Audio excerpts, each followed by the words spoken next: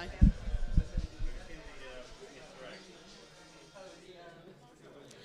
Okay, everyone, I hope you have some drinks. Now is the time to grab one if you don't have one. Welcome everyone to AI and Politics episode 3. Thank you very much for coming. It's great to see everyone. The theme tonight is AI in academia, and we've got two really awesome speakers. So without further ado, I'm going to introduce our first speaker, Miles Brundage. He's an AI Policy Research Fellow at the Oxford Institute for the Future of Humanity. Please welcome Miles.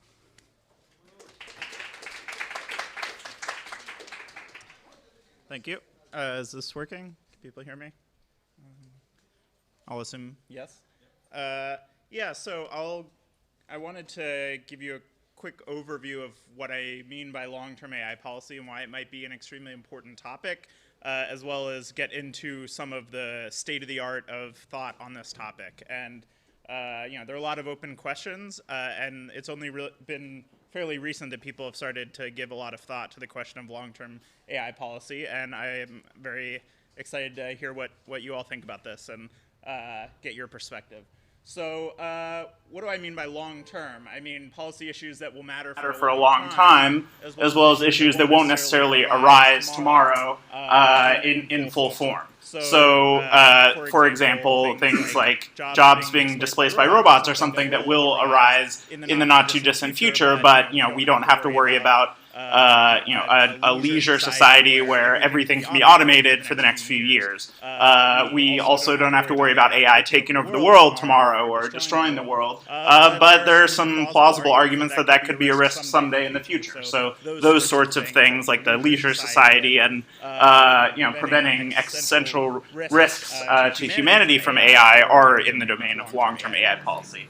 I have a pretty inclusive definition of AI. I mean synthetic systems that express appropriate behavior in response to changes and opportunities in their environment. So that includes a lot of existing systems that have relatively low performance, in some cases subhuman, and in other cases human level or beyond, but still not what one could refer to as superintelligence.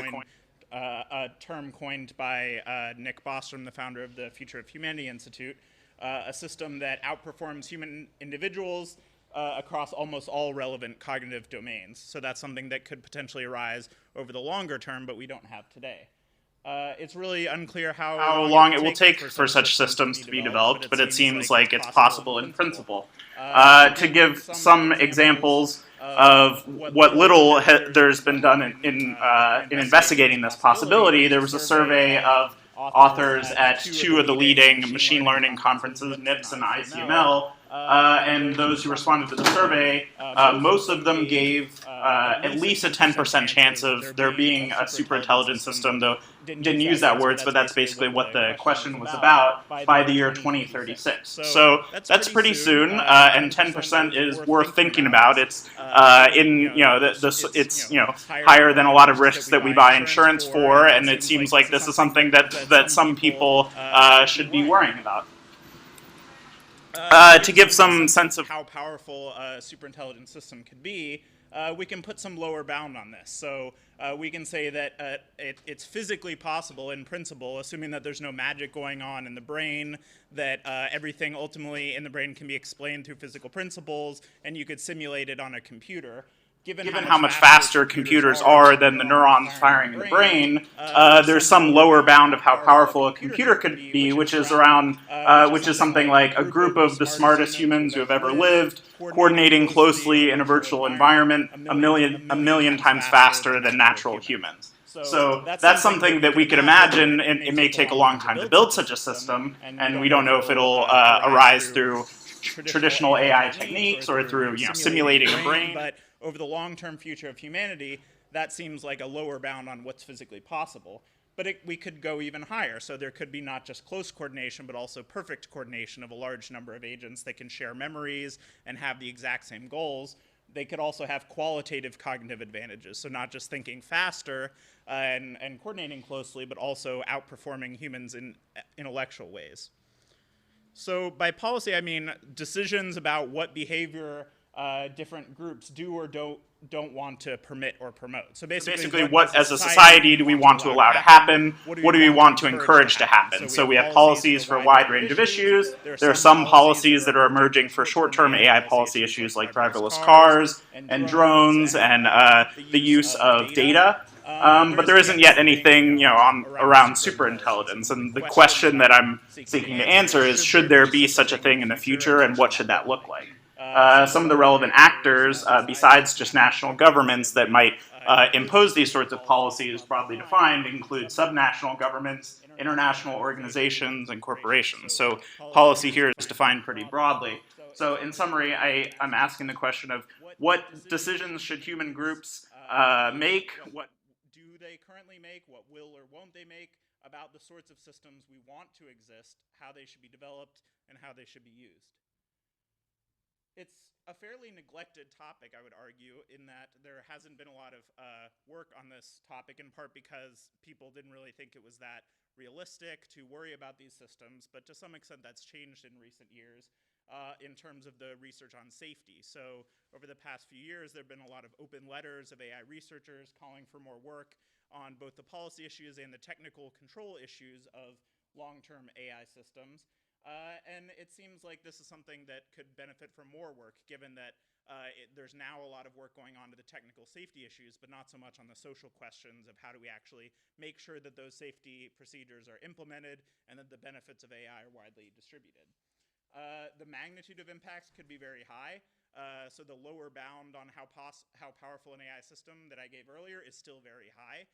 We can imagine these systems dominating not just life on Earth, but potentially the future of the universe if they actually had the capabilities I described earlier. And if you think, take long-term very inclusively, then over the lifetime of the universe, we could imagine something like 10 to the 35 to 10 to the 58 future human lives if we were to colonize the stars, which is a lot of human lives. So it seems like from a big picture perspective, it's probably more important to make sure that we don't destroy humanity with AI, even if it's unlikely, than to save a few lives from driverless car accidents and so forth. I'm glad some people are working on that, but I think on the margin, it's probably better to get the long-term stuff right. There are some considerations that I think are only partially relevant in this context. There's been a lot of discussion of the idea of intelligence explosion and self-improving AI systems. I think even without that, you can still have very powerful systems. So when I described that lower bound earlier, there was nothing about it improving itself or it having arrived overnight. That could have been the result of many years of work, but still at the end of that process, you're going to have a very powerful system. I didn't say anything about autonomy, so even an Oracle-type system, as described by Nick Bostrom, could still give its users a lot of power if it just answers questions with a high degree of reliability on large-scale strategic questions. And finally, consciousness might be important for the well-being of the AI systems themselves, and that's something that there's been a little bit of thought given to, but it's not necessarily the only thing that matters in terms of the impact on society. So, jobs will still be lost if AI systems are able to do everything, whether those systems are conscious or not. There's been a little bit of work, as I mentioned, but not a ton yet, on the question of what sorts of criteria should we apply to long-term AI policies. So, for example, we want this to happen sooner rather than later. If we actually could have these powerful systems, all things being equal, if it doesn't increase the risk, we want to develop such technologies because they could have all sorts of benefits. We want to make sure it's done safely, that we coordinate and avoid sort of cooperative failures due to conflict and racing dynamics. There are all sorts of other things, but the question is, how do you actually get these things to happen? How do we ensure that people are responsible, that we don't have a large explosion of the non-human population, that suddenly humans don't matter anymore? How do we ensure that they're not, if they are in fact conscious, that they're not living really horrible lives, what Nick Bostrom calls mind crime, and so forth? So this in turn can be broken down into a couple different issue areas.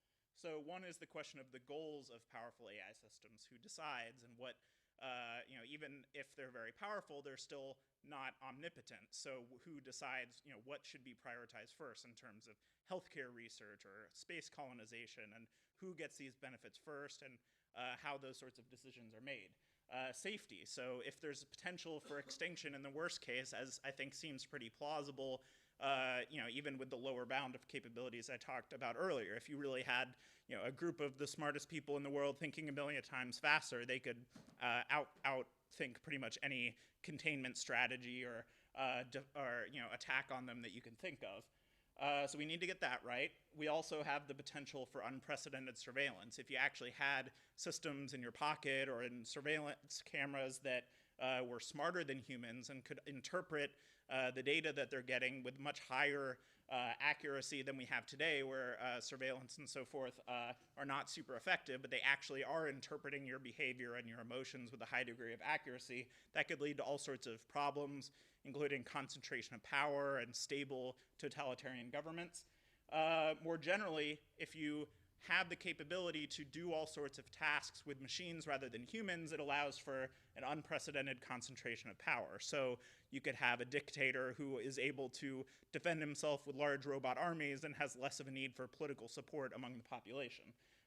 And finally, the question of wealth, not just on Earth, but in that potentially very large future in the universe, there's a question of how to divide that up.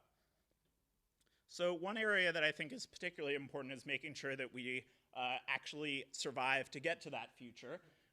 And so, again, drawing on Nick Bostrom's work, who's made a lot of contributions to this area, we can distinguish between the control problem, so the technical ability to make sure that a superintelligent system does what we want it to do, and that it isn't resisting being turned off or doing other things that we don't want. But there's also the governance problem of making sure that people actually implement those control solutions, and that more generally society manages this technology well. And this relates to another important question, which is how open should we be about AI research? Right now, it's very open. So there's even an organization called OpenAI that has made a point of publishing frameworks and algorithms and so forth to accelerate the pace of AI research. And I think that's probably beneficial in the short term, but even they recognize that over the long term there could be trade-offs. And for example, if there's a trade-off between safety and performance, then you don't necessarily want to give all the capabilities away, because that just leads the reckless actors to become more powerful, because they don't want to put all the they don't want to slow down their system, check all its decision making, inspect its internal workings, and so forth.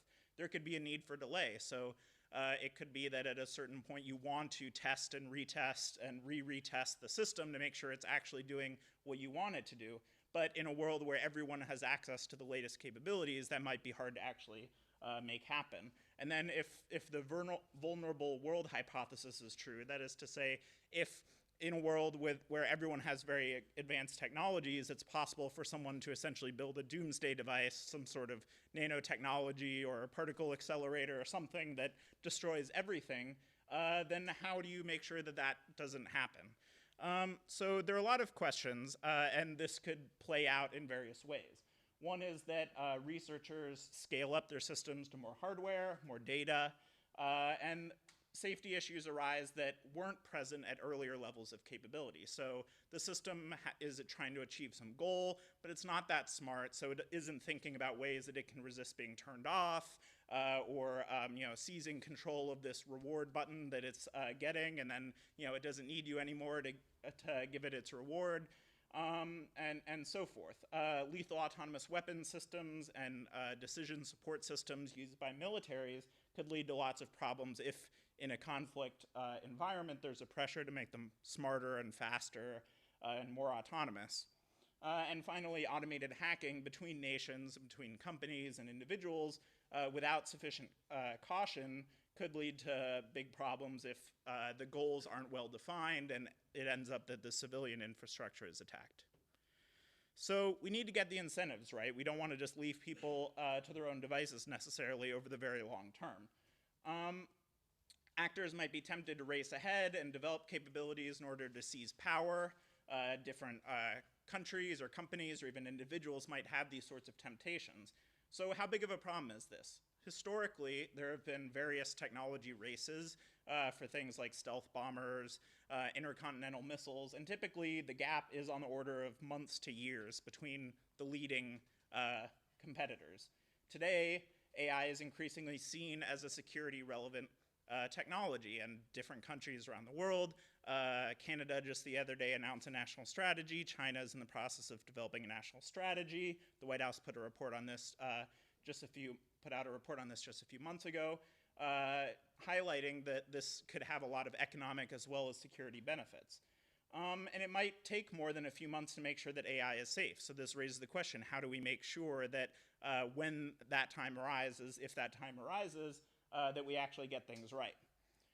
And it seems like the gaps between companies and nations are smaller than that sort of time frame. So for example, the AlphaGo system developed by DeepMind, which was announced last year, it didn't take that long for people to start publishing versions that built on some of those core ideas. And now it's the case that several different companies, including some in Asia, have systems that maybe aren't quite at the AlphaGo level, but are built on some of the same ideas and are at the professional level.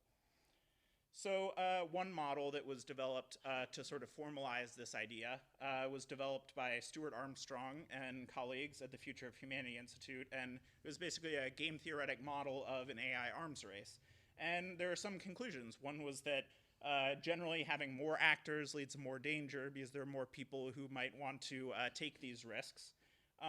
If you know your own capabilities as well as other capabilities, other people's capabilities, that can cause problems because you might realize that you're losing the race and then you want to skimp on safety because you think it gives you some sort of benefit. If there's a huge trade-off between safety and performance, and that's bad because those who are willing to accept that trade-off and be unsafe get a big advantage.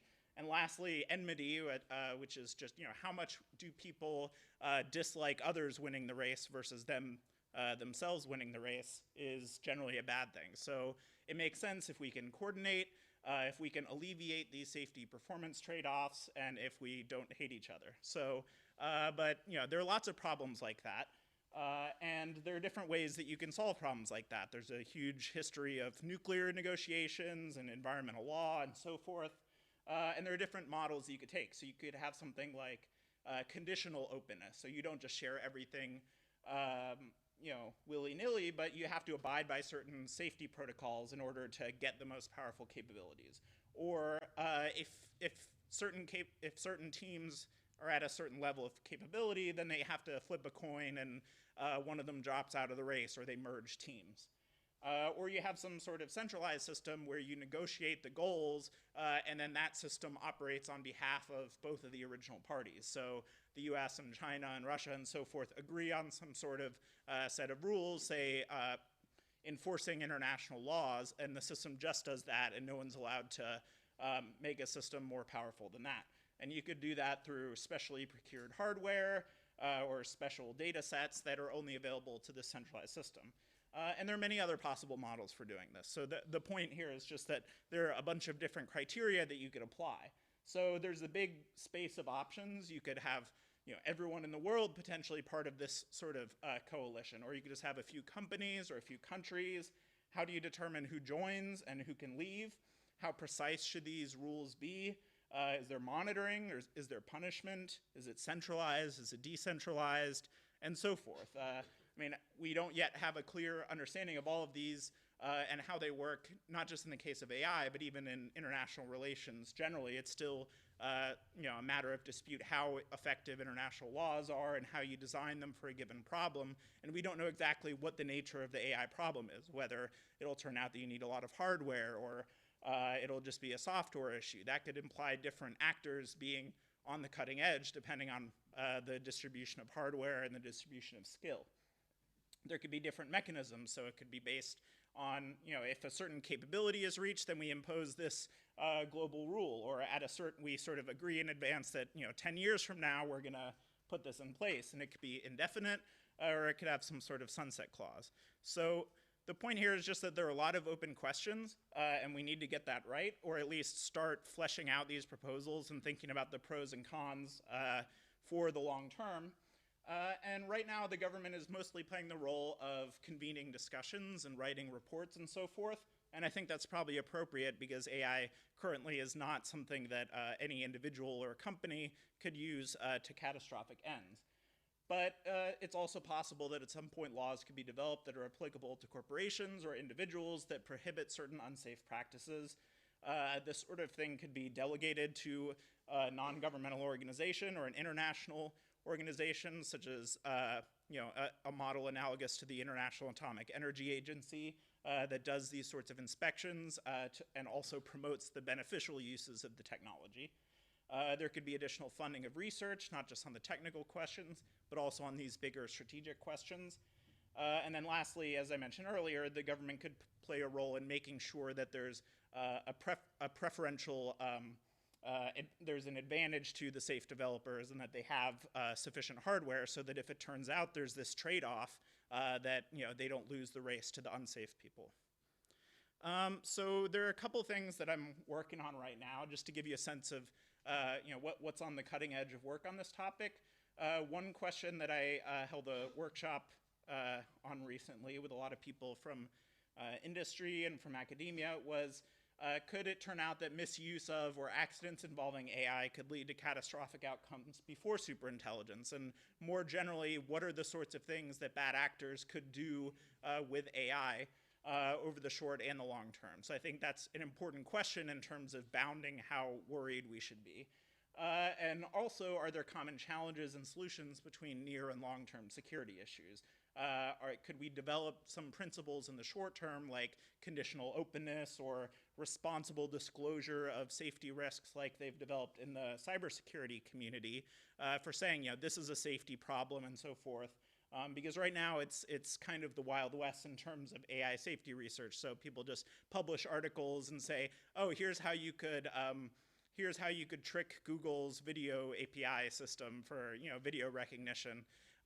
And if that system's actually being used in an autonomous car or some other critical system, then people could say, okay, here's how I'm gonna trick that car by putting up these few dots on a stop sign, and now it thinks it's a yield sign or whatever. So we need to think about these norms and how they'll develop in the short and the long term. Another area that I'm thinking about is simulating different openness scenarios. So again, there could be a trade-off between avoiding monopolistic misuse. So one person does all sorts of bad stuff, but they have the best AI technology. Or you could try and spread the AI so that we don't end up with a monopoly. But then there could be safety risks from careless actors if everyone has access to these capabilities. So how do you think about that? And I'm looking at simulated models of different ways that openness could work. So do you think of it as people rising to the level of the leader, or does even the leader benefit from the insights of people below them if there's some scale of AI capabilities? If you share software, do you get all of the benefits of that software, or is there like tacit skill involved in actually making it work? How fast is the rate of progress? How uncertain is technical development? And some very early results are that openness generally leads to more equality, but it kind of depends on those rules that I was saying before, like how exactly people benefit from others' ideas, how whether it's unidimensional or multidimensional and so forth. Generally speaking, if AI progress is faster, it leads to more inequality because people are more likely to have a big lead. Conditional sharing can lead to more inequality than unconditional sharing, depending on the distribution of friendliness. So if people only really like sharing capabilities with people who have very similar goals, and those happen to be the very advanced developers, then there might be a lot of inequality. Whereas if you're more open with who you share, based on having similar goals and so forth, and that would lead to more equality. And openness also seems to speed up progress, but it's not clear how much because it depends on your assumptions. So what I'm working on right now is doing sensitivity analysis of how do openness outcomes change based on your assumptions about these sorts of things. And then the last to wrap up is to try and figure out what sorts of institutions we need over the long term to manage AI. So we want things that are incentive compatible, that actually give people the right incentives and that they would agree to. So we don't want stuff that would say, tell AI researchers they need to stop doing AI research, for example. But we also need it to lead to the right outcomes, so inducing safety as well as equitable distribution of benefits. So there's a lot potentially to be learned from analogous cases like nuclear weapons and so forth. There's formal models to be developed in game theory, thinking about issues that are common not just in AI, but in other cases like distinct but somewhat similar goals and uncertainty about capabilities and what other people are doing. And then lastly, trying to understand how AI research is developing, how quickly, say, China is advancing, how widely distributed capabilities are, and how much hardware matters, how much data matters. There are all these sort of empirical questions that matter in terms of what sorts of institutions you ultimately propose. So I'll just say that I think long-term AI policy will probably be extremely important. One particularly tough challenge is coordinating on safety, because in light of all these capabilities that people could have, they might be tempted not to be extremely careful when considering the potential long-term benefits of these technologies is something that we should want to get right. There are many concrete research problems to be explored further. You could do case studies on nuclear weapons and biotechnology and so forth. And it seems like the clock is ticking, but for good and bad, we don't know how fast that is. So it doesn't seem like we'll have to deal with all these issues tomorrow, but it also seems like we should have some sort of proposals on the shelf, or perhaps a set of proposals for different timeframes and different ways that AI could develop so that we're ready when it does happen. Thank you.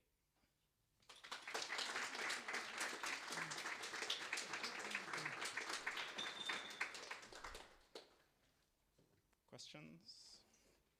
Thoughts? Yep. With questions, you take the microphone to them. Sure. Not sure how I can. Or you can just repeat the question. Okay, sure. Yep. Yep. Thanks a lot for the talk. It's really interesting. Thank you.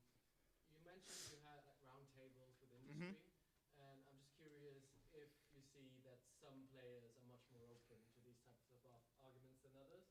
Perhaps also different, depending on the country. So can you give a sense? Yes. Question.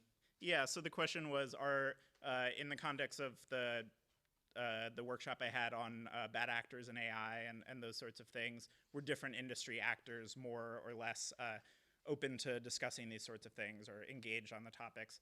I think there are a few organizations that are particularly active on these topics. So, for example, DeepMind and OpenAI, I think partly because of the ambitiousness of their research goals, have both devoted a lot of attention to safety issues.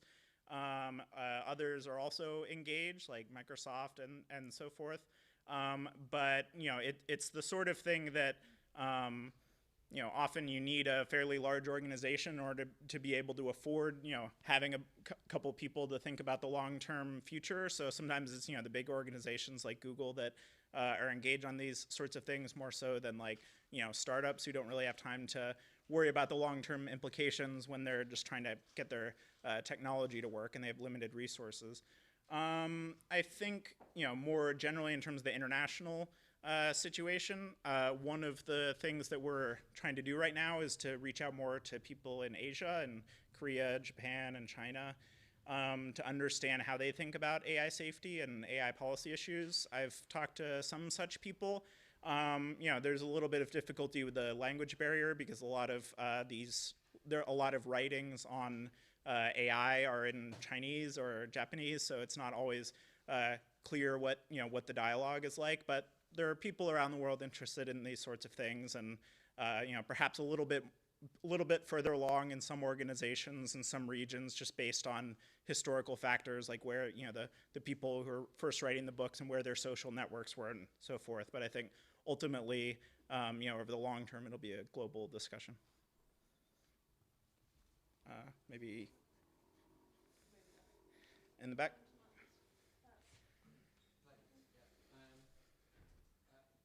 So again, thanks for the talk, and there are a lot of concepts in there, so I don't mean to overcomplicate it, but of course it's a discussion about intelligence, and one of the interesting elements of AI for me is the question of how new concepts will emerge based on the intelligent forms that may give rise to them, and other compatibility. So I wonder how you figure that into some of the questions you're discussing, such as, for example, should some of the policy systems or institutions themselves incorporate AI systems in order to merely understand what's taking place, or stuff like that. I'll leave it at that, but I think. Yeah, so the question was about a couple different things, but one was interpretability and learning of concepts by AI systems and how they can be different from those developed by humans and how that fits into this broader picture. I think interpretability is a huge topic both for the near and the long-term questions, and there justly there's a lot of attention being paid to it. I think fortunately that's something that I expect a lot of progress will happen on more or less by default. I mean there's been a need for people to articulate the problem and research directions and so forth, but I think ultimately from industry's perspective and scientists' perspective, you want to understand why your system is doing what it's doing and what it's learning and what it isn't learning in order to make it more powerful. So I'm hopeful that we'll eventually be able to better understand neural networks and other AI approaches.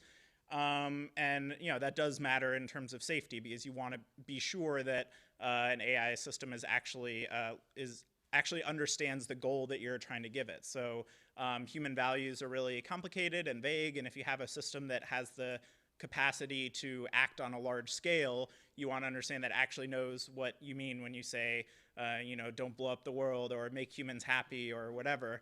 And lots of problems could arise due to conceptual barriers. So I think it's an interesting topic. And another point you touched on was using AI to implement these sorts of solutions. And I think that's something worth thinking about. And there's some potential applications of AI that have positive and negative uses. So I mentioned some of the potentially nefarious uses of surveillance, but it's also possible that having relatively narrow but non-super intelligent AI systems looking around the world for bad actors could actually be necessary to make sure that no one is doing even more dangerous things with AI. So it's worth thinking about the role that AI can use in dealing with these problems. Yep. Yep.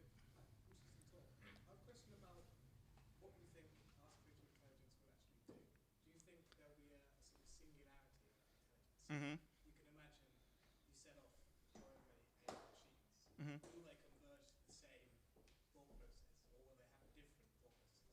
For example, humans, we seem to be doing very similar things, but not exactly the same, but there's a sort of general direction. Yeah. Yeah, so the question was, how do I think AI will play out in terms of, there being a singularity or sort of an explosion of intelligence, and also how will their goals be aligned? Will they have similar goals or different goals? I think one argument worth considering, and that I think has played some role in so I mean, first of all, in the empirical question of how quickly will it develop and so forth, I think it's not totally clear. It depends on various things that we're not sure about. So like how does the hardware in the world today compare to the computing power necessary to, say, simulate a brain or operate at the cognitive level of a brain? If it turns out that we already have way more hardware than we need, then it's possible that you could improve, that an AI system could bootstrap relatively quickly to well beyond the human level, or it might turn out that it's a slow and gradual process, and it's ends up being something more like Moore's law, where it's relatively fast on a astronomical scale, but still you have a few years before you expect a doubling of intelligence or whatever. So it's not totally clear. But in terms of goals, one argument that's been put forward by Nick Bostrom in the book Superintelligence, and also by others like Steve Alejandro, is the idea of convergent goals, and specifically convergent instrumental goals. So for a wide range of possible final goals that you could give an AI system or a human, there are various instrumental goals in pursuit of those final goals that might be convergent. So for example, whatever you tell the system to do, whether it's making paper clips or playing chess or whatever, If it's sufficiently intelligent, then it might have some convergent goals to achieve that, like not wanting to be turned off or wanting to have more computing power, wanting to make sure that it keeps its goal and doesn't let others interfere with what its goal is, because that would make it less likely to achieve it, no matter what the goal was. So I think it's possible that there could be some convergence in terms of those sub goals, but in terms of final goals, it seems like if we get the safety problem solved, we should in principle be able to program AI systems to achieve anything. I think the space of final goals is much less constrained in software than it is for humans. Yep. Yep. So you mentioned all the different ways that you can like cooperate or not cooperate Mm-hmm. with sort of internationally with AI. Yep. And what happened, I think, with the nuclear sort of issue was Mm-hmm. that because you had a state of the world where states were important, Mm-hmm. scientists would go up to presidents and Mm-hmm. get their research to them. Mm-hmm. What we have today is obviously corporations instead, Mm-hmm. sort of the hub for that research. Mm-hmm. And so how do you see, one, there's a commercial issue there and commercial interests, which are trumping national ones. Mm-hmm. But then on top of that, there's the actual safety issue of sort of almost the human rights level. And how do you then see a kind of regulatory or management way of, Mm-hmm. of ensuring some kind of cooperation and essentially transparency in terms of access to this information, and you don't have hiding of information Mm-hmm. of specific goals Mm-hmm. internationally? Yeah, so the question was, about the difference between the nuclear case where governments were on the forefront of technological development and AI where it seems like corporations are on the cutting edge, and what that implies for how difficult it is to get coordination. I think that generally speaking, corporations prefer not to be regulated, but that's not always the case. So sometimes standards are beneficial for everyone because it makes it easier for systems to interoperate and so forth. And if there's some cooperative benefit to be gained from having something that you would otherwise reject, like intrusive monitoring and surveillance of your office to make sure you're doing the right thing, you might agree to that if you know that it's actually going to be imposed on everyone. So I think it's possible that corporations would agree to reasonable regulations of AI if they are actually convinced that that it'll be implemented on a large scale. So not just in the US or in the UK, but also internationally. So I think it's hard to actually do international law and monitoring and so forth. And it might be that it might turn out that it's just too hard to make sure that people aren't fiddling with the goal of the AI in dangerous ways. But we don't know that for sure yet. So I think further research is definitely needed. Near the back. How do you see AI play out in terms of space exploration and colonization long term and short term? So the question was about AI and space exploration.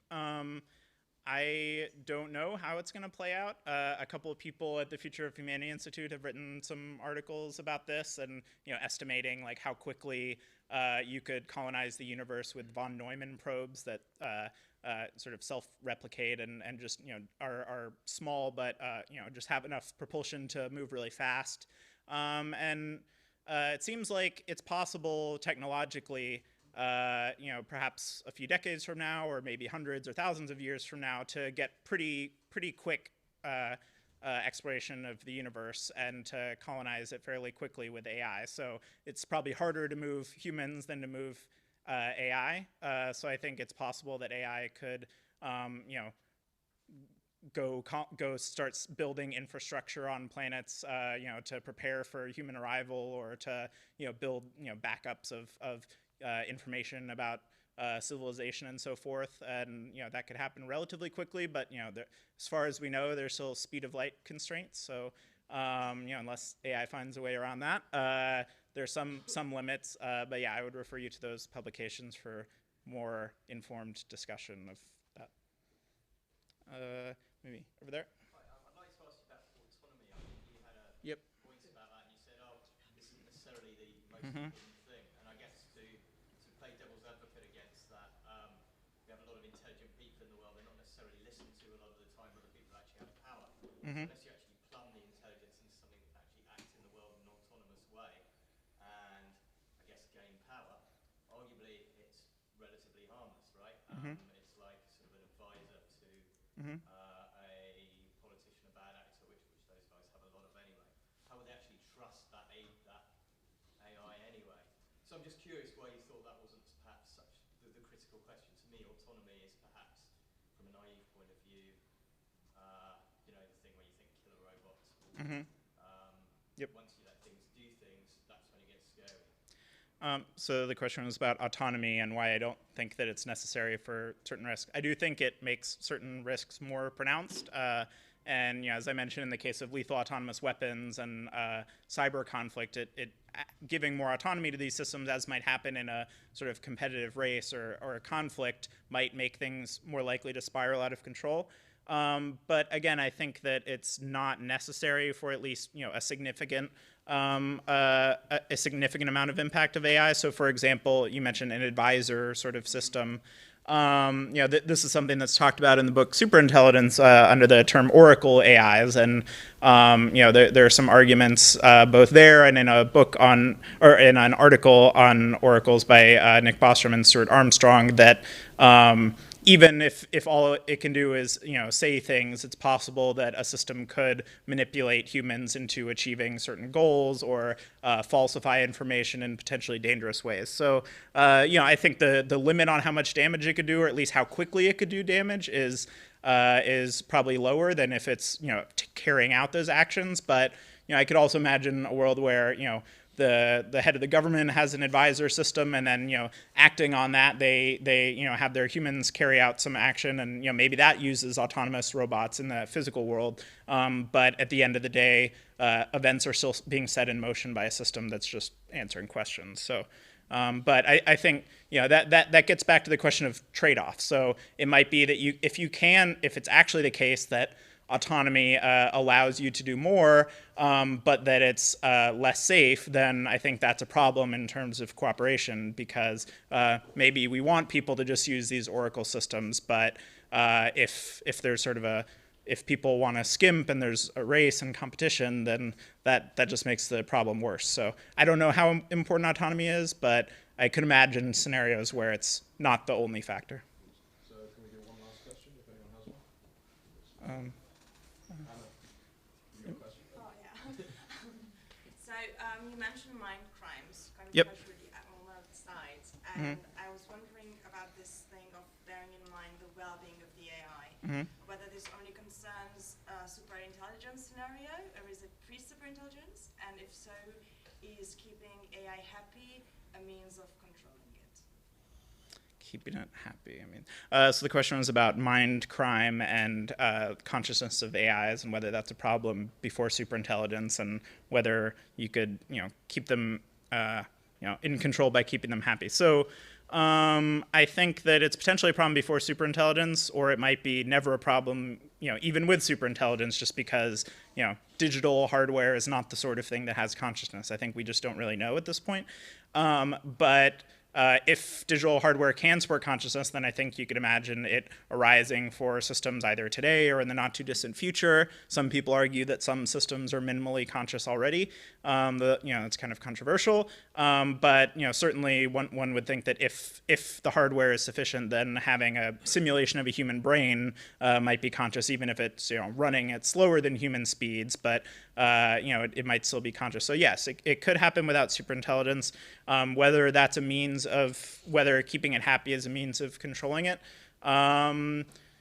Kind of today, a lot of AI research is in the tradition of reinforcement learning, where you're giving a reward to a system, and that's how you're teaching it the sort of thing you want. So maybe that could be part of it, but I would hope that we have better means of control and are allowed to give it verbal goals and so forth, because there are lots of problems with reinforcement learning as a paradigm for safety. So there's a good paper called Concrete Problems in AI Safety that by some folks at Google Brain and OpenAI and Stanford and Berkeley that talks about issues like reward hacking, where the system is doing something that ostensibly gets this external reward, but actually isn't what the human wanted to incentivize, and other issues.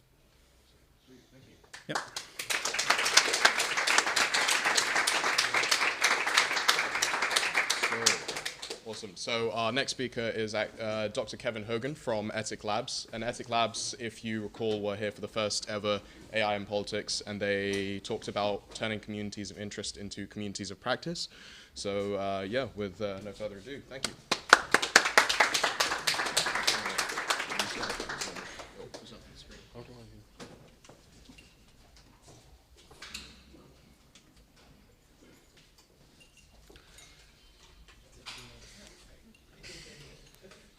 This is going to be difficult. Okay, I'm a researcher in a laboratory that makes things. We make one-offs, exotic pieces of kit, and one-offs and exotic pieces of kit, and we're pretty much driven by research. So for the last 4 months, I've been working with my colleagues in the United States, researching the Donald, which I presume most of you will have heard of. Yeah. Storytelling for fun and profit, or why we've just lost and left the era of normal politics. Propaganda, computational propaganda, the use of information and communication technologies to manipulate perceptions, affect cognition, and influence behavior. The Donald represents probably one of the most significant crowdsourced, very low funded, and at least visible in those terms, most successful public bit of propaganda we've seen. Definitely not the end. I'm sure you all know, so I'll do this very quickly. My research has involved interviewing members of the Donald, reading what they've written, and tracking what they've been doing with one another together using big data techniques. But the first thing to say simply is that the Donalds are not, they're not conservatives and they're not Republicans. Their goal, developing over the last 12 or so months, has been to see the meme prez, and they now have one. They're mostly young, they're mostly white, largely, but by no means exclusively male. And the ones I've met and the ones I think I understand are pretty much middle class, of a decent level of education. Very simplistically, I'm sure you all appreciate, very simplistically, the Republican Party demographic is very, very dramatically different. It's from a different part of the country, they're a different age, from a different educational background, and different socioeconomic profile. When they started working and growing very quickly last summer, a lot of them tried to actually join in with the Republican Party to promote and secure the presidency for Donald Trump, even though they weren't particularly Republicans. But there are two things going on which has really helped drive the Donald and what's happened. The first thing is that the Republican Party did not have a ground game that would support Trump. They didn't want to spend money on getting him to the presidency. I suspect they probably didn't want him to be president. And that meant that people who wanted to take part, especially these sorts of people who wanted to take part, were just told to sod off. The other reason why they were probably told to sod off is that this had already started. This sort of thing coming from them on a very large scale had already begun. They were already describing the traditional elements of the ruling elite inside the Republican Party as, well, in all sorts of language, but effectively they weren't very flattering. And so it wasn't surprising the Republican Party didn't want them, and it wasn't surprising that they had to find another way of expressing what they were interested in. This is a system that we use to decide what we're looking at and to place digital activism and activism in general on the web into a theory that we can then use to try and explore what it is we're looking at. We've got salon activist, salon activist, contentious activist, law-abiding activist, and Gandhian activist.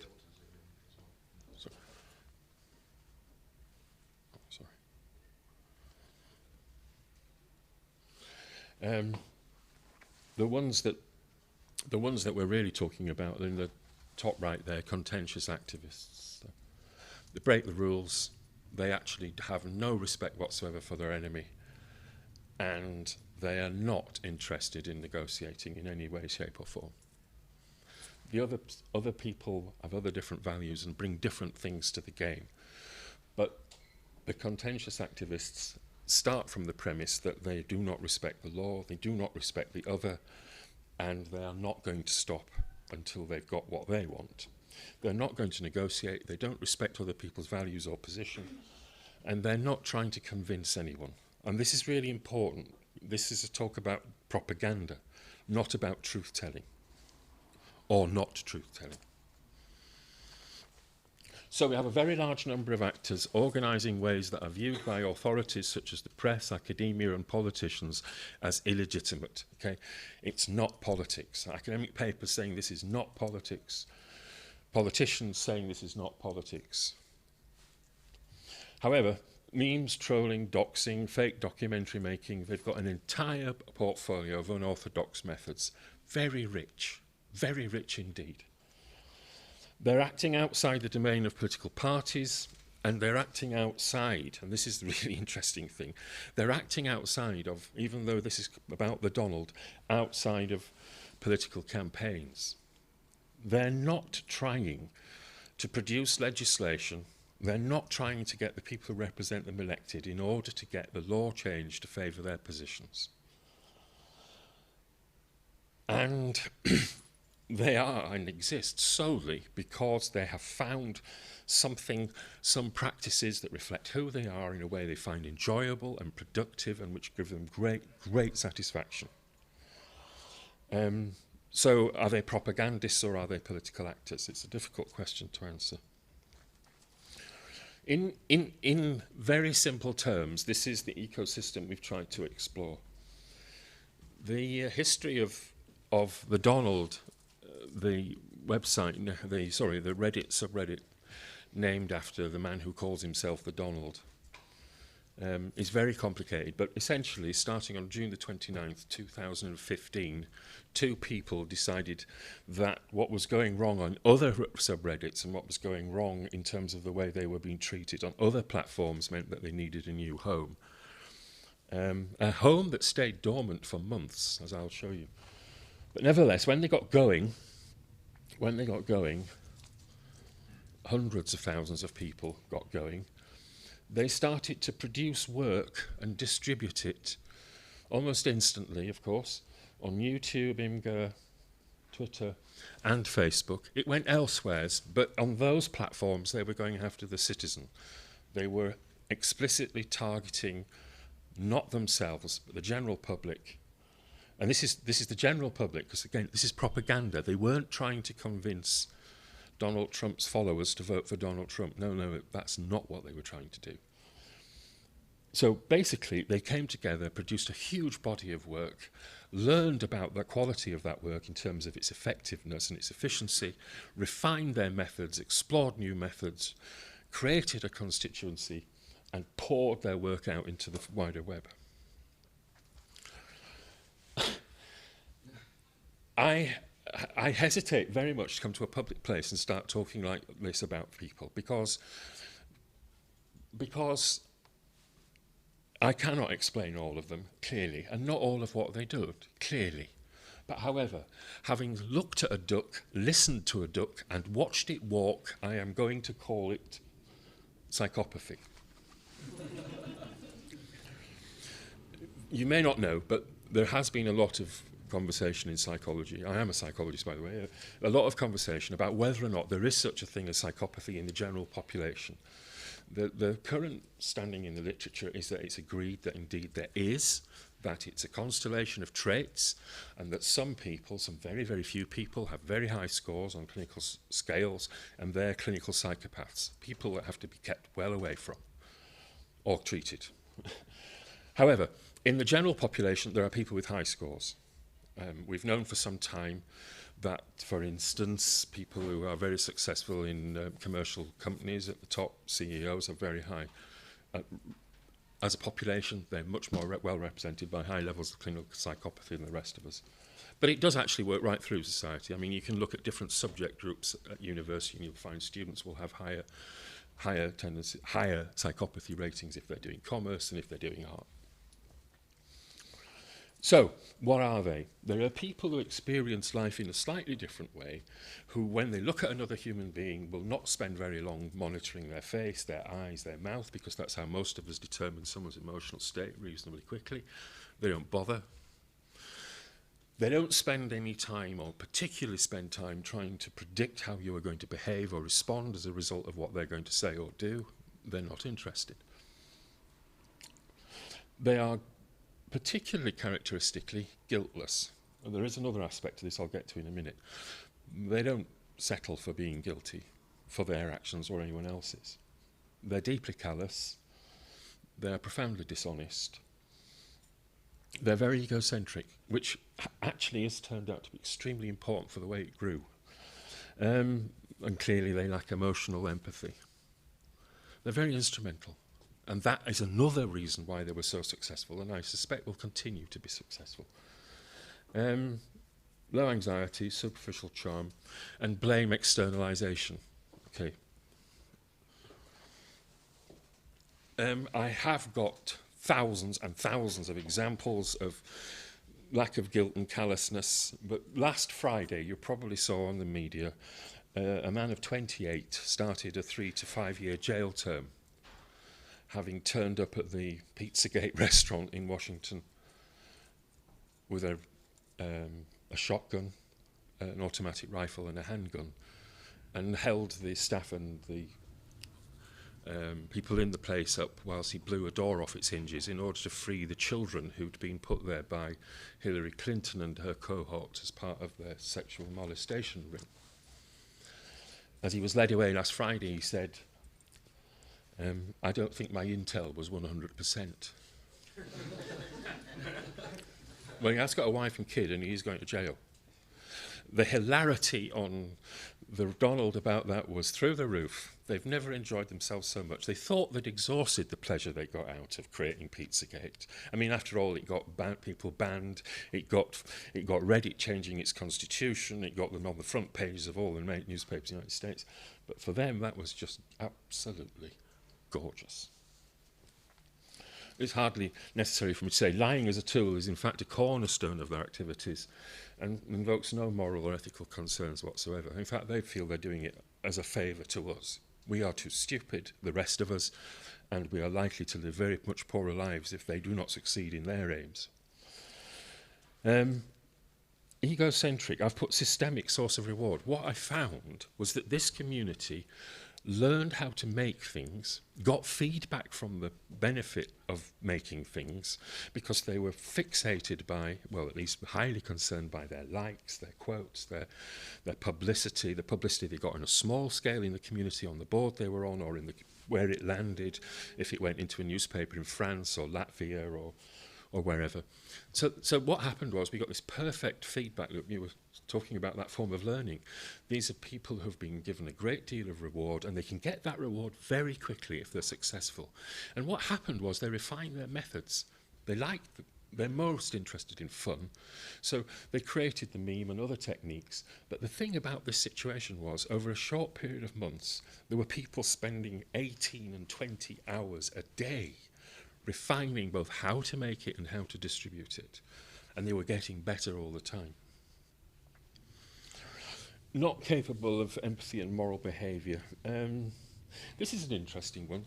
They think that people who aren't like them, who care for example, the fate of the Palestinians, or for black women in the United States, or for homosexuals and the way they're treated, they think that's virtue signalling. And they have no...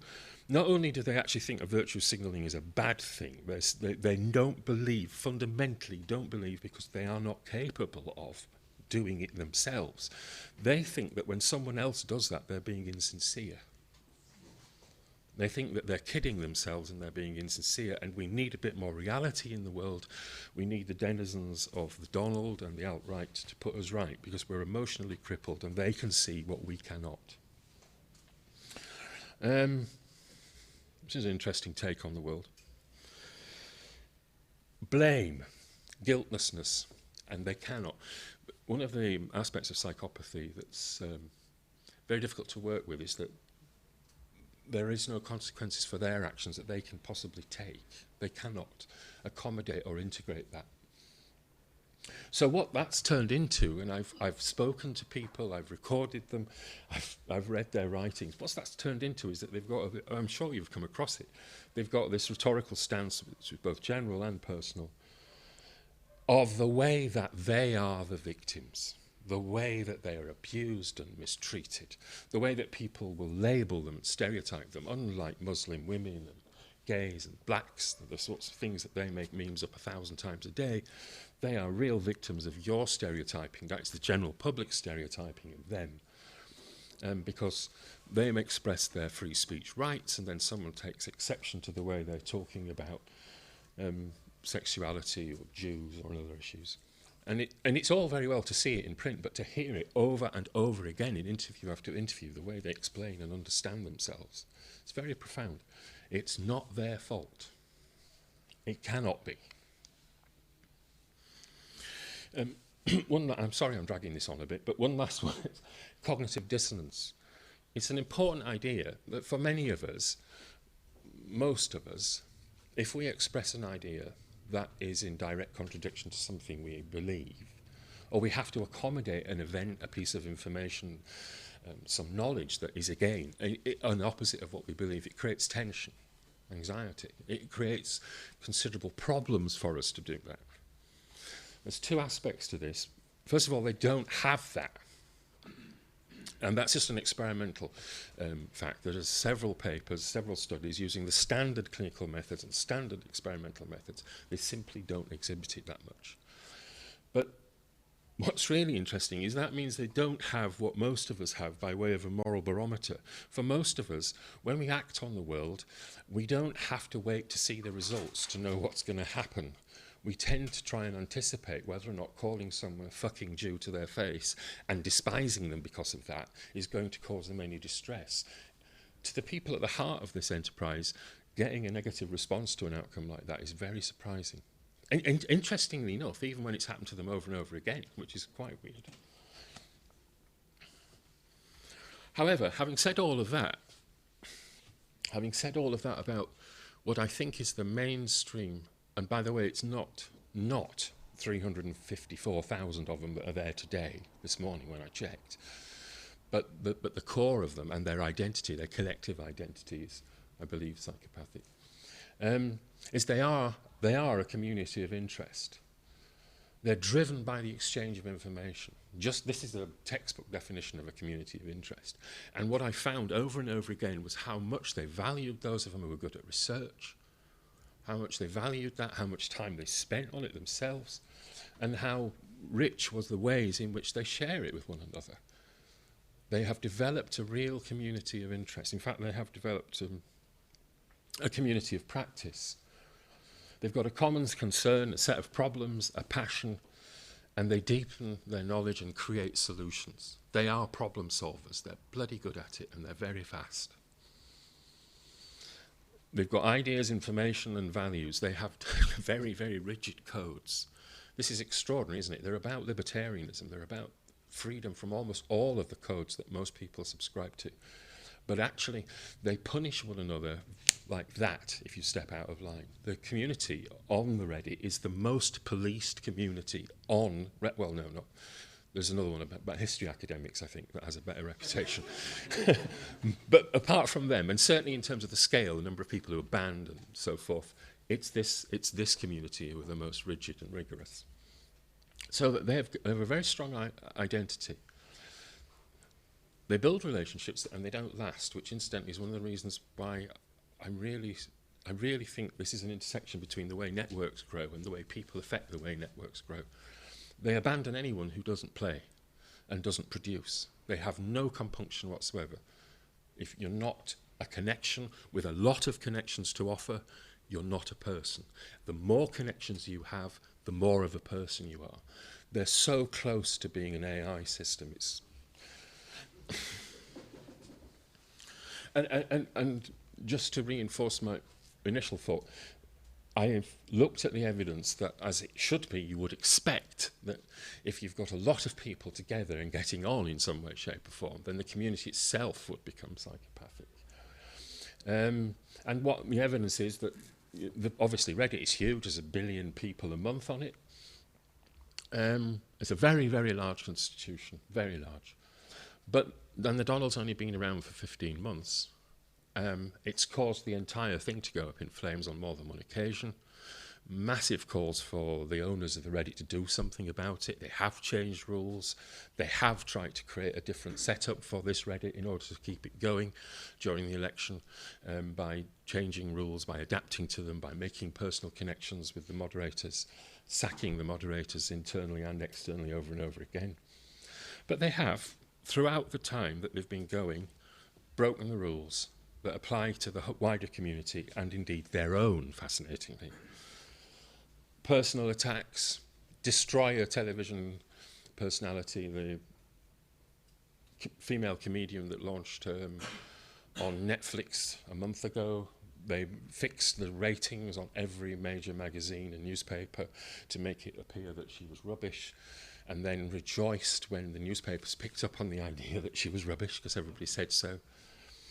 And that was all arranged on the Reddit, which is against the policy of both the site and the subreddit, but they did it. Doxing people, publishing their public information about how to access them and who they are and what they are. Not only do they do that all the time, but actually I downloaded a very, very, very effective manual on how to do it, how to trace people back through most of the systems, most of the platforms, and I didn't know how to do something like Skype, for example. So not only do they do it, but they actually distribute really detailed instructions on how you could get about it. Trolling, well, obviously. They live for the points that they get from their trolling behaviour. And they've last weekend, after the Dutch election, it was, well, where are we going to learn French fast enough to go trolling in France?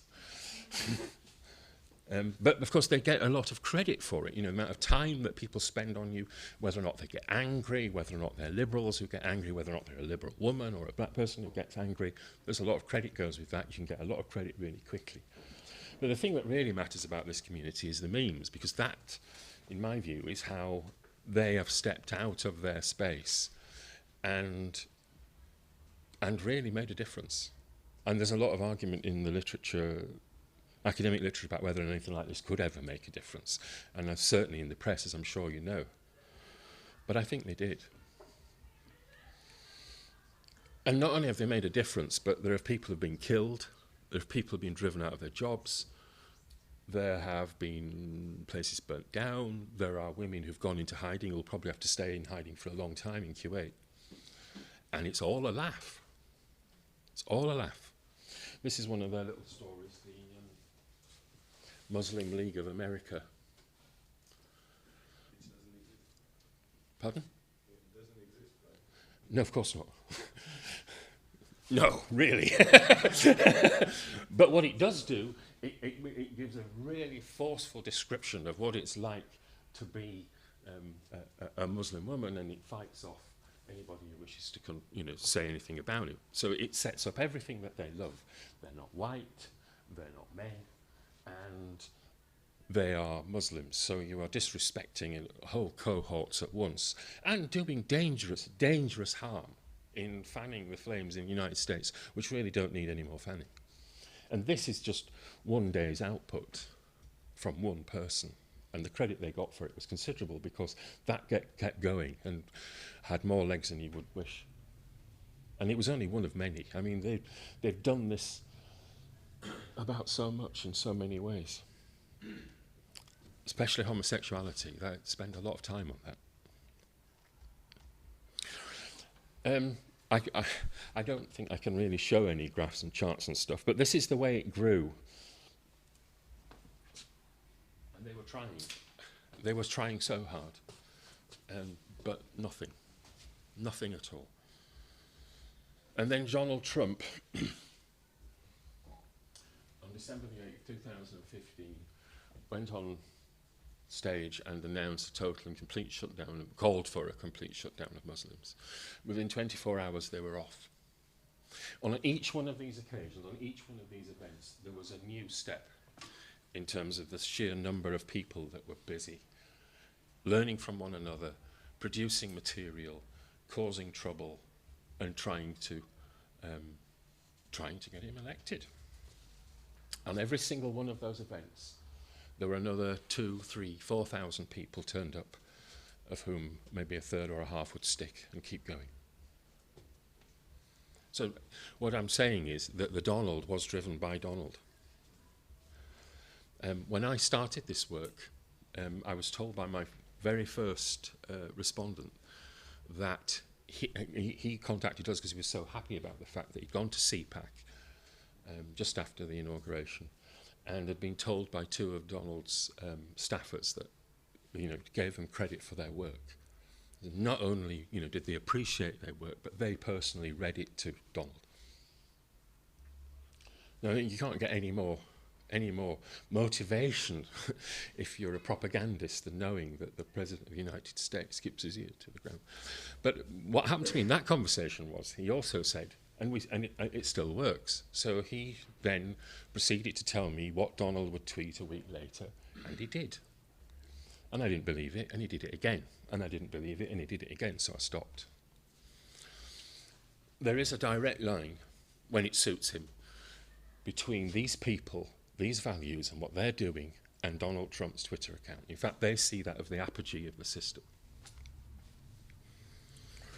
Just another little point is that once they were going, this is what happened when they were kicked off another network, and a few thousand of them had to find a new home. Every action that's been taken against them, however small, has been profoundly encouraging. However, this is a breakdown of the people who are active or have been active throughout their life. And as you can see, most people spend very little time producing work, and it drops off really quite smoothly. But we do have a core. I can't be sure right now. Somewhere between 2,000 and 5,000 people who've been working flat out for 18 months. And although they took a break over Christmas, they're back.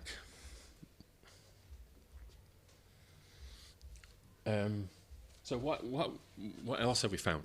Well, first of all, because this is what we're interested in, because we make them, robot accounts. About 20,000 robot actors in this system, we think. But one of the things we've learned is, over the last 18 months, the people who make political robots have been reading the academic papers on how to find them, and have refined their methods. They've also invested a great deal in making new types of robots. In fact, our position has now been that we can't be sure we can find them anymore.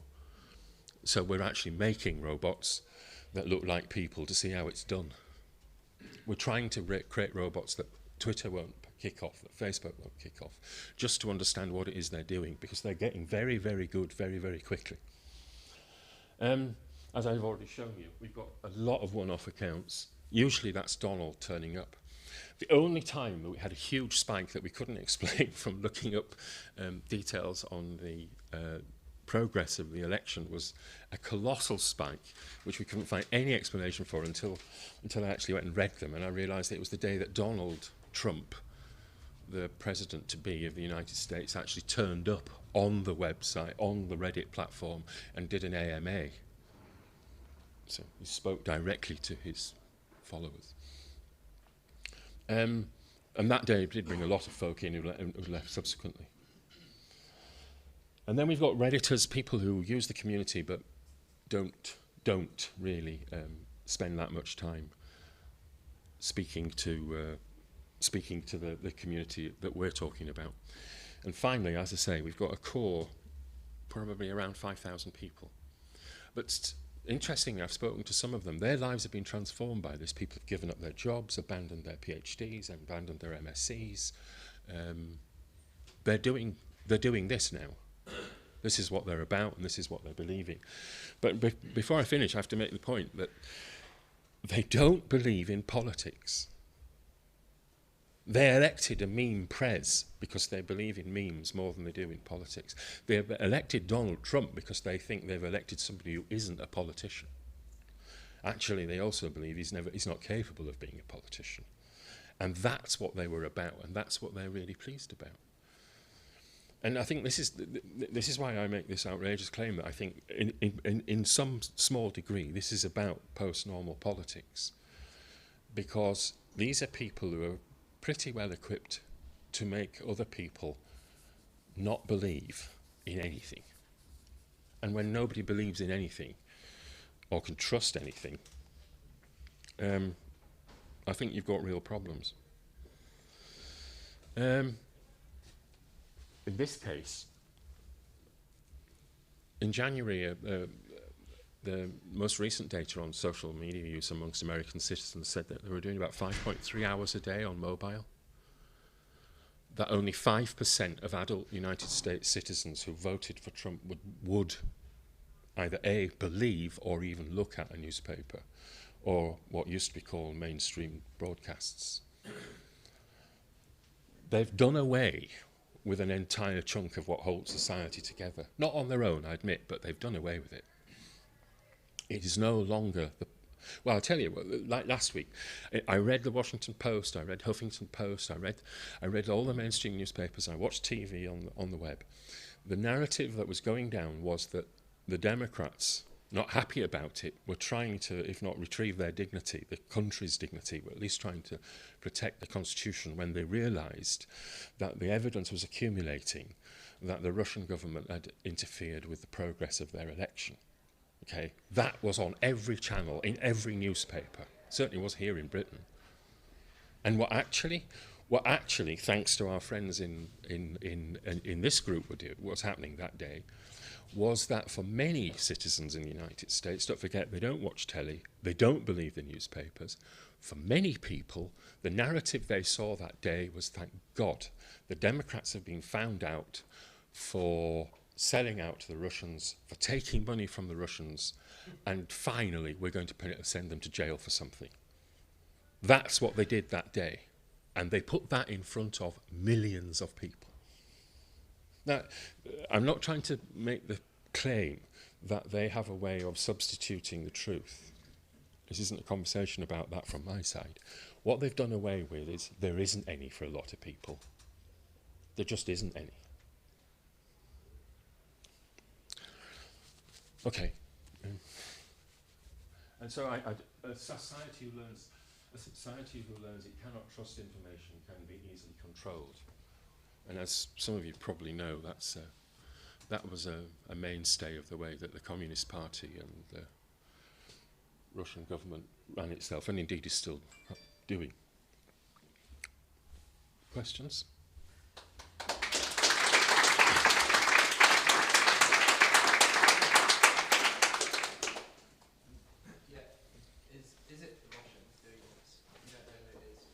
No, it's not the Russians doing this. This is American citizens doing this. It's a group of people who are highly motivated, reasonably intelligent, and extremely, extremely competent. And they're doing it because they're fed up with politics in the United States in every shape and colour. There is credible evidence to suggest that Russians do some of this. The Russians have helped. Most certainly they've helped. I mean, you know, the connection between Breitbart News and the news and in Britain, you know, like the Daily Mail and the Sun both have very powerful and very visible links. They've got them to the Russians as well. I mean, the last point, I think. Sorry, is this a question? Last point, I think the problem that we've had with a lot of this is that we're trying to other,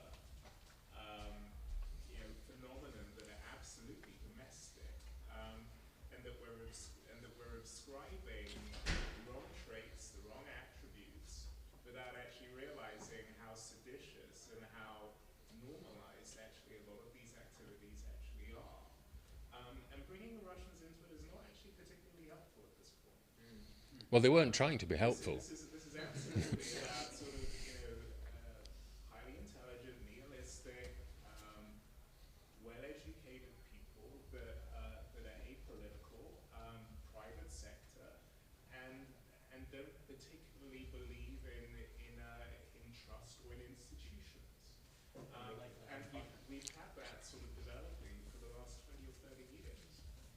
Questions? Yeah, sorry, I was just wondering, you used the word they a lot, which to my ears is a bit painful to hear, because I don't think it's they, I think it's us. I don't see this great division, and I'm wondering what is your research basis of calling hundreds of thousands of people or millions of voters psychopaths, or accusing them of acting as a collective psychopathic person? I think it's accusing somebody of not having empathy or being a moral deviant in these numbers is very counterproductive, from a research point of view, unfounded, as much as I know about research. And I'm just really wondering, because I'm absolutely sure that if we filled out tests, myself, a Jewish liberal, would share a lot of frustrations with these people, and I don't think it's them, I think it's us. And I'm wondering, where's the demarcation line that you draw between? I'm not sure how to phrase that as a question, except the question is hundreds of thousands of people characterised as psychopaths that I have presented this case. I didn't. Right at the beginning I said I could not explain all of their behaviour, or indeed would I try to explain all of their behaviour. What I did do was I took you down a road where I have got to the point where I think I can show that in the small thousands out of the 370,000 on the Reddit, there are people who work round the clock with a set of values and with a set of materials that I think I reasonably can infer. As I said, it walks like a duck, it talks like a duck. These people are not within the normal range of moral agency. But I am not talking about 370,000 people turning up on the website and behaving like that. That's not what I'm saying. I didn't want to give that impression, and if I did, I'm in a mistake. So quick one. So you mentioned 4chan, and it's quite interesting. A lot of what you were talking about the Donald, although it comes a lot from the Reddit, the Donald, right? But I found a lot of parallels with a part of 4chan culture, which we call the /I. So people that they join out of some idea and they start doing things. Not only they produce OC, original content, which is very relevant in communities like that, but also they produce things in the real world. A good example of that is 2008 Operation Rickroll, where they basically voted Rick Astley to win the MTV Music Awards. And that's the sort of, the ice, it's not invasion, but it's sort of like, sorry, I'm missing the grammar, but that sort of tactics and procedures and so on, I think it comes more from those sort of groups in 4chan where they try to troll the world. Yes. And all those techniques, suddenly they have one goal, right, the Donald. Yes. So they focus. Would you say that that's sort of taking hold of this very powerful thing that exists in parts of 4chan and in other places as well, right? And turning it into a political, a thing that has political consequences, I'm not saying a political weapon. Yeah, this is talking about the fact that there are other communities driven primarily, well, not primarily, but largely by gaming. Yes, I did. In fact, I showed the way they came off. They came out of 4chan. They came out of the other Reddits that were closed down because of the way they were behaving. Not all of them did, because where a lot of this comes from is the gaming community. And one of their first big successes that they see as a success was Gamergate. And yes, public harassment on a large scale, doxing females, journalists, people they didn't agree with, and getting a lot of reward for it. But what happened with the Donald, as you say, is that it got boiled down and refined. But the sorts of things that they were doing, the sorts of things that they're now happy to do, has gone well beyond what they were doing when they were in gaming. And the Donald ends up being the cherry on top of the cake. He's the troll president, right? He's yes. Not a politician. And he absolutely. Hopefully you'll burn everything down and you can get to laugh at the burning circus. Sorry that I'm talking about that. Any more questions? What do you think about sustainability? Do you think it's sustainable, that position? Well, there's two things. One is if you model it as a network, actually they're very difficult. I am speaking of they in the large scale now. They're organised in terms of nodes of people who are hyper-connected. You can't take a network down like that, not easily. And also it's very massively distributed. So on the one sense, it'll keep going. But then they're already getting some really profound internal contradictions. The hardcore are staying, but there are people leaving There are people leaving. Only this week, for instance, selling the right, the FCC selling the right to have your ISP provider sell your private data. That's a great cleavage. But the heart of it is, it doesn't matter. So it's another question. Sorry. Just on the FCC point, I'm curious whether that, because you're saying that AP is perhaps part of the people who say that they're getting their privacy infringed because the way that they can behave is because they keep their privacy Yes. while still putting. It's wonderful, isn't it? Privacy. And essentially, what you're saying is, despite, because I was trying to think, how can you then perhaps deal with people who do exhibit these traits? In psychology, you might have psychiatric treatment, you might have. They're not ill. And they probably would not respond to that in the same way, so they wouldn't realize, for example, that if they were to lose their privacy, that you could then trigger some kind of empathetic response from them. And so as a psychologist, I don't know, because I don't do psychology at all, so I'm curious to know whether there is an outlet that way. I just wanted to make the point. I never said that they were mentally ill and that they needed treatment. No, I know. But what's happening there is really interesting, is that for some of them there really is cognitive dissonance. I supported a guy who now wants to damage the way I live and things that really matter to me, and for the others not. It's really interesting. It's become a real touchstone, Sorry. I'm curious about that last statement. So society learns it cannot trust information can be easy to control. To me, I guess one of the few positive things that can come from this, right? I mean, I guess dicks are going to be dicks, right? You're always going to have dicks. But in this world where there's a lot of information around, it might teach us to challenge that. And for me, it seems more healthy to society if people do challenge and think for themselves regarding all the various information. So I'm just curious what that last statement really means. I think that what I think by it is that I'm trying not to make the mistake of pretending that most people, most of the time, care about what politicians are saying and doing. They don't. And because they don't, when they do engage with these issues, they do it more readily through their friendship networks and what are commonly now digital friendship networks. They appreciate the impact on other people's lives to the extent that it's reflected in what they see and observe. And for a lot of people, those networks are now heavily polluted. Set aside the nation-state actors like China and Russia or Israel or Britain who play in those waters freely. But, we've now got large bunches of amateurs doing it. I think we should all assume all our information streams are heavily polluted. I mean, Yes, I know. You're making the point that he says we should all assume that our information. Actually, most adults in the world do not look at whether or not their friends just sold their car and their daughter's getting married and there's going to be a meeting at a restaurant in order to unravel that is exposing them to blackmail, to spam email, to being able to sell their vote.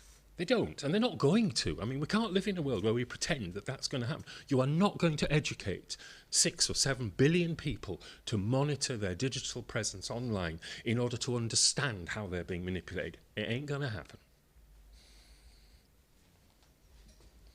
Sorry. So I'm interested in the demographics of the Donald and the alt-right in general, right? So you make this kind of correlation between kind of psychopathic tendencies and members of the community and the way they act.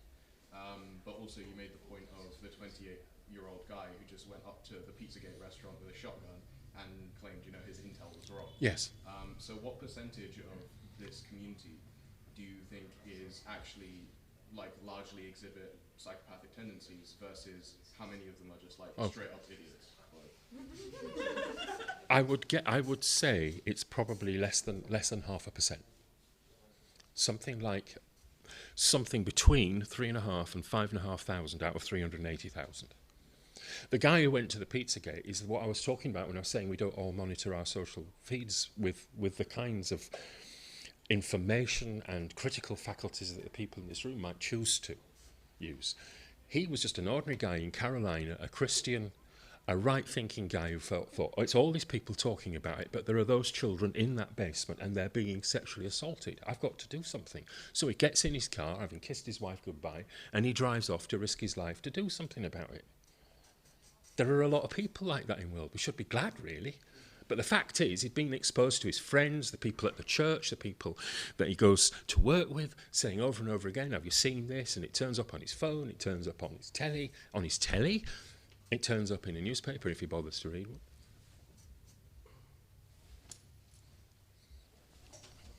I wonder what sort of crossover you think there is between groups such as this and sort of conspiracy theorist elements, talk radio, people like Alex Jones, and how much I know that Trump did an interview with Alex Jones, for example, before he was president, and whether groups like this share a lot of sort of facet similarities in terms of personality and that kind of thing. Well, the question was, is there any overlap with the likes of InfoWars Jones?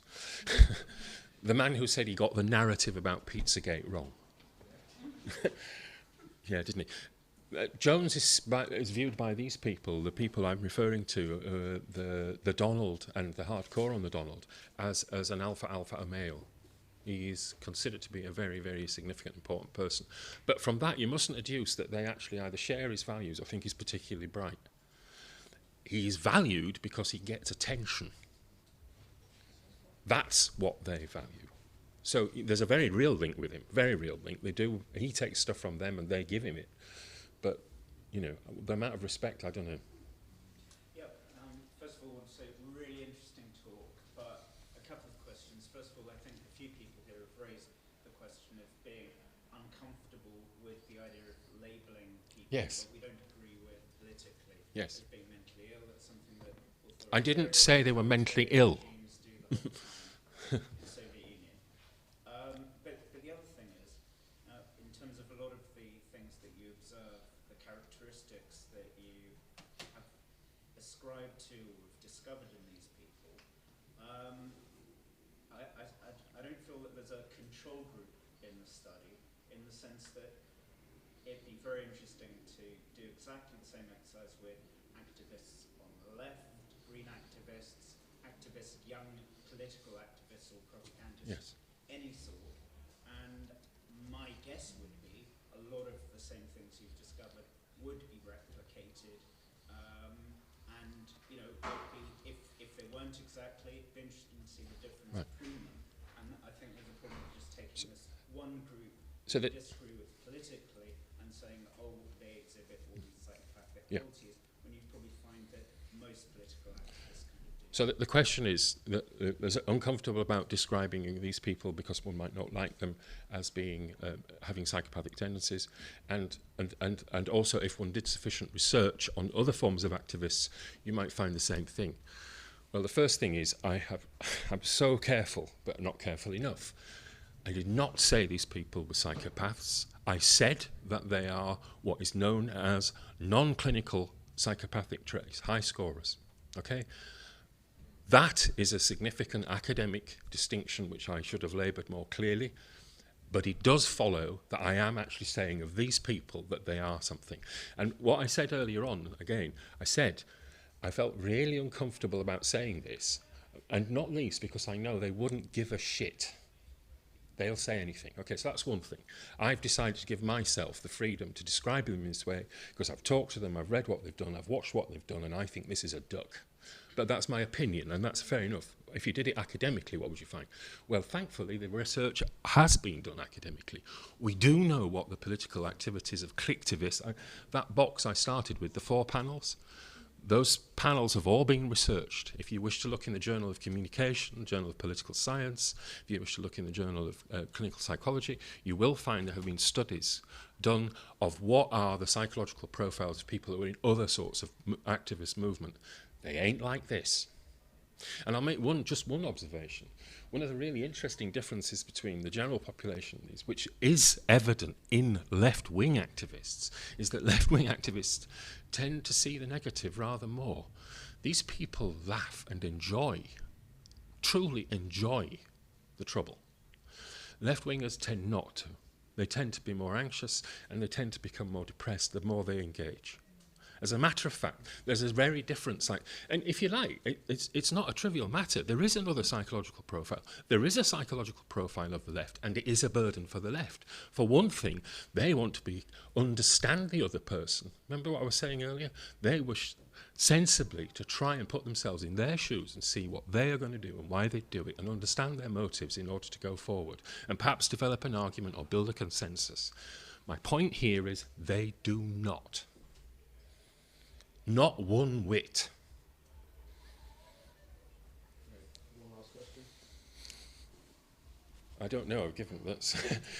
Who puts the hand up the highest?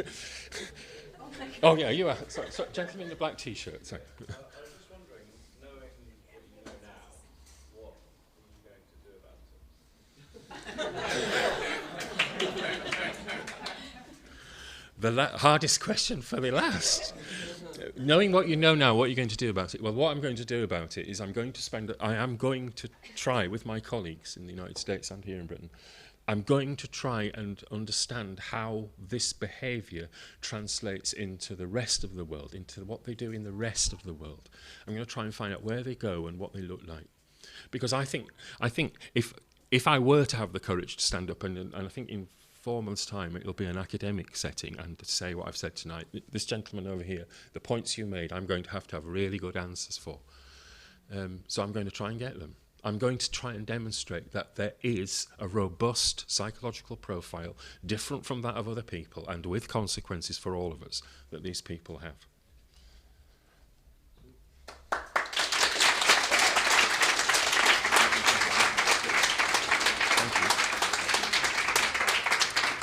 So, awesome. That was great. That was an insanely interesting episode of AI in Politics. Well, yeah, so I just want to say 2 thank yous. So thank you to Ben, who's sorted out the live streaming. So can we get a round of applause for Ben? And our second thank you is to our speakers and also to our donators who have paid for all of that beer. So please, on that note, enjoy that beer. So thank you.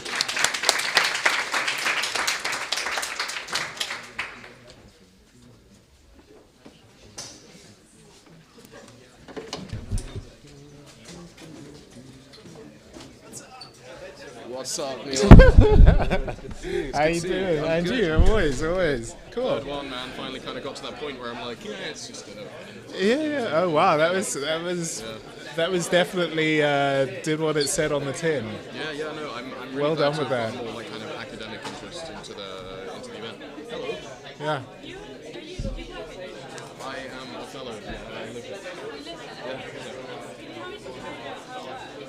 Yeah, we do a lot of events. So essentially, the idea of the fellowship program at New Speak is that like a person will come here, stay here for a certain amount of time, and run a few events, essentially. And those events can be focused around something they do or something they want to build, they want to bridge, they want to build. So, for example, for me, AI in Politics is a way of bridging that gap between politicians, like practitioners of politics.